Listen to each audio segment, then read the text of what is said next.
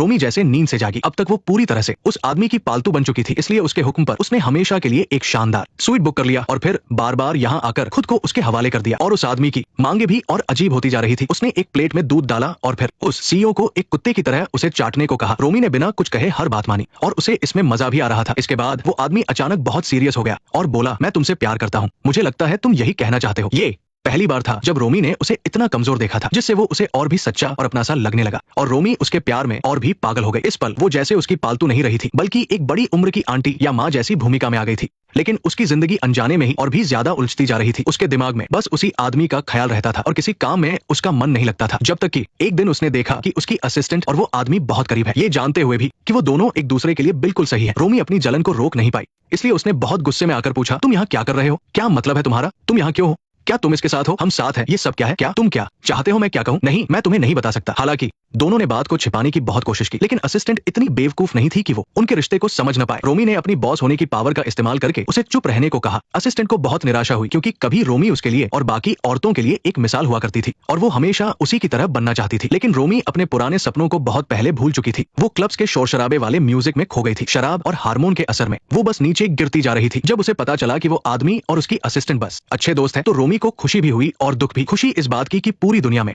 सिर्फ वही उसकी पालतू थी, और दुख इस बात का कि उनका रिश्ता कभी दुनिया के सामने नहीं आ सकता था। वो आदमी आखिरकार उससे दूर जाकर किसी और औरत से शादी कर लेगा और अपना परिवार बसाएगा। रोज देर रात नशे में घर लौटने की अपनी असली वजह को छिपाने के लिए उसने अनगिनत झूठ गढ़े, लेकिन उसकी समझदार बेटी शायद पहले ही कुछ समझ चुकी थी। बस अपने इस परिवार के लिए वो सब कुछ अनदेखा करती रही। इस बात के बाद रोमी ने खुद पर थोड़ा कंट्रोल किया, क्योंकि उसे अपने परिवार के लिए बुरा लग रहा था और उसे डर था कि किसी को ये सब पता न चल जाए। लेकिन उसने कभी नहीं सोचा था कि उसकी असिस्टेंट सब जान चुकी है। असिस्टेंट ने कहा कि वो इसका कोई फायदा नहीं उठाना चाहती, वो बस इतना चाहती थी कि रोमी उसके साथ कोई भेदभाव न करे। वो अपनी मेहनत से कंपनी में आगे बढ़ना चाहती थी, बिल्कुल वैसे ही जैसे रोमी ने कभी किया था। इसके साथ ही वो ये भी चाहती थी कि रोमी उस आदमी के साथ अपने इस गलत रिश्ते को खत्म करके फिर से अपनी जिंदगी संवारे, क्योंकि रोमी की कामयाबी इस बात का सबूत थी कि ये दुनिया सिर्फ मर्दों की नहीं है, बल्कि काबिलियत की है। औरतें भी दुनिया बदल सकती है और अनगिनत लड़कियां उसे अपनी प्रेरणा मानकर मेहनत कर रही है, और असिस्टेंट भी उन्हीं में से एक थी। इसलिए अगर रोमी उस आदमी की वजह से बर्बाद होती है या उसके राज बाहर आते हैं, तो सिर्फ रोमी ही बर्बाद नहीं होगी, बल्कि उन अनगिनत औरतों का हौसला भी टूट जाएगा जो उसे देखकर आगे बढ़ी है। इन बातों ने आखिरकार रोमी की आंखें खोल दी। काफी सोचने और जद्दोजहद के बाद उसने अपने पति को सब सच बताने का फैसला किया। कोई भी पति अपनी पत्नी का धोखा बर्दाश्त नहीं कर सकता, और वो भी तब जब वो किसी और की पालतू बन गई हो। पति को समझ नहीं आ रहा था कि आखिर गलती कहाँ हुई। बुरी तरह चिल्लाने और रोने के बाद वो घर छोड़कर चला गया। रोमी को बहुत पछतावा हुआ और उसने उस आदमी के साथ सब कुछ खत्म करने का फैसला किया। लेकिन जब वो दोनों बात कर रहे थे, तभी उसका पति घर वापस आ गया। वो रोमी को एक और मौका देना चाहता था, पर उसने सपने में भी नहीं सोचा था कि वो अपने लवर को घर ले आएगी। लेकिन वो एक जवान और ताकतवर आदमी से कैसे लड़ सकता था। बुरी तरह पिटने के बाद दोनों शांत हुए, लेकिन जिस बात ने पति को और भी बड़ा झटका दिया वो ये था कि उस आदमी ने कहा कि उसने कभी भी रोमी से जबरदस्ती नहीं की। ये सब रोमी की मर्जी से हुआ था, बल्कि वही ये सब चाहती थी। वो जो भी अजीबोगरीब हुक्म देता था, वो भी रोमी की ही चाहत होती थी, जिसे वो पहले ही समझ जाता था। उसने हमेशा रोमी की मर्जी की इज्जत की और बहुत ध्यान से उसकी हर फीलिंग्स को समझा। इसलिए वो उसे दर्द देने वाला नहीं, बल्कि सर्विस देने वाला था। पति को ये सब कुछ भी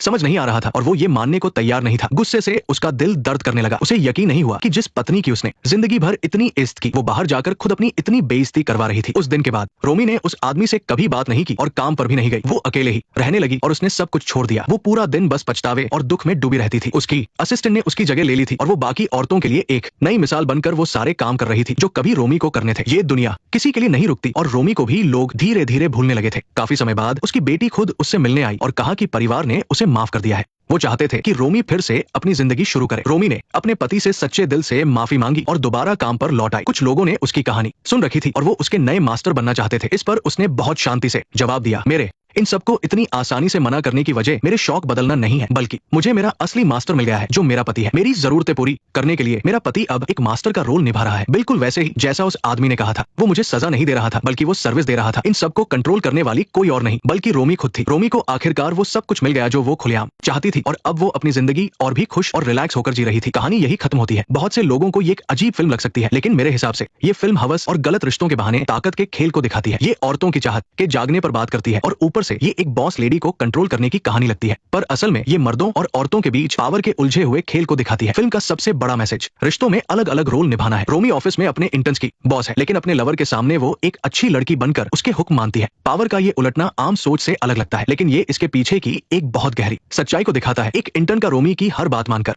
धीरे धीरे उसे कंट्रोल करने लगना। असल में ऑफिस में होने वाले हरासमेंट को रोमांटिक तरीके से दिखाना है। जब रोमी उसे सही और गलत का वास्ता देकर रोकना चाहती थी तो सैम पहले ही उसके डर को अपने कंट्रोल का हथियार बना चुका था। और सबसे अजीब बात यह है कि फिल्म एक शिकारी कुत्ते को कंट्रोल करने वाले सीन से ये दिखाती है कि रोमी की ये चाहत पैदाइशी थी। ऐसा लगता है जैसे ये बचपन के किसी सदमे वाली आम कहानी से अलग है, लेकिन असल में ये औरतों की चाहत को एक जानवर की आदत की तरह दिखाता है। चाहे वो कितनी भी बड़ी बॉस क्यों न हो, वो भी कंट्रोल होने से नहीं बच सकती। इसके अलावा रोमी की फैमिली लाइफ भी पावर का एक दूसरा खेल है। उसका पति बाहर से तो औरतों के हक की बातें करता है और एक आर्टिस्ट है, लेकिन पत्नी का धोखा पता चलने पर वो एकदम से भड़क जाता है, जो मर्दों की उसी पुरानी सोच को दिखाता है। और लड़कों जैसे कपड़े पहनने वाली उसकी बेटी, जो पुरानी सोच को तोड़ने की एक उम्मीद हो सकती थी, वो भी बस नाम के लिए ही रह जाती है। माँ के धोखे को इतनी आसानी से माफ कर देना, ऐसा लगता है जैसे वो अपने परिवार से बहुत प्यार करती है, लेकिन असल में ये कहानी को बहुत बोरिंग बना देता है। ये चीज फिल्म की सबसे बड़ी कमी को सामने लाती है। फिल्म एक तरफ तो मिडिल क्लास परिवारों में औरतों की दबी हुई चाहतों को गलत बताती है, तो दूसरी तरफ एक ओपन रिलेशनशिप का दिखावा करके समाज में इज्जत भी बचाना चाहती है। जैसे आखिर में पति का नया मास्टर बनकर रोमी को फिर से खुश करने वाला सीन, ऐसा लगता है जैसे सब कुछ ठीक करने की कोई फिल्मी कोशिश हो, पर असल में ये अभी भी औरतों की खुशी को मर्दों के हाथ में ही दिखाता है। ये आजादी के नाम पर बस मर्दों का एक मीठा सा जाल है। और सबसे मजेदार बात तो इस इंटर्न की है, जिसे कोई काम नहीं आता, बस अपने इस एटीट्यूड की वजह से वो ऑफिस और बेडरूम दोनों जगह राज करता है। ये असल जिंदगी में मिलने वाली उन खास सहूलियतों को दिखाता है जो कुछ लोगों को मिलती है। और रोमी का इस रिश्ते में डूबना अपनी चाहतों की आजादी से ज्यादा एक बॉस लेडी का अपनी मशीन जैसी जिंदगी से तंग आना है। उसे समाज की नजर में एक परफेक्ट और स्ट्रॉन्ग बॉस बनने के प्रेशर से भागने के लिए थोड़ी देर के लिए ही सही किसी के कंट्रोल में रहना पड़ता है। शायद समाज में असली बदलाव पावर छीनने से नहीं आएगा, शायद ऐसा तब होगा जब हम औरतों को अच्छी लड़की या बॉस लेडी जैसे टैग देना बंद कर देंगे, तभी उनकी चाहते सच में उनकी आजादी का रास्ता बन पाएंगी। तो दोस्तों, आज के लिए इतना ही। हम अगले वीडियो में मिलेंगे। साथ बने रहने के लिए धन्यवाद, शुक्रिया। नेक्स्ट पार्ट देखने के लिए वीडियो को लाइक करो।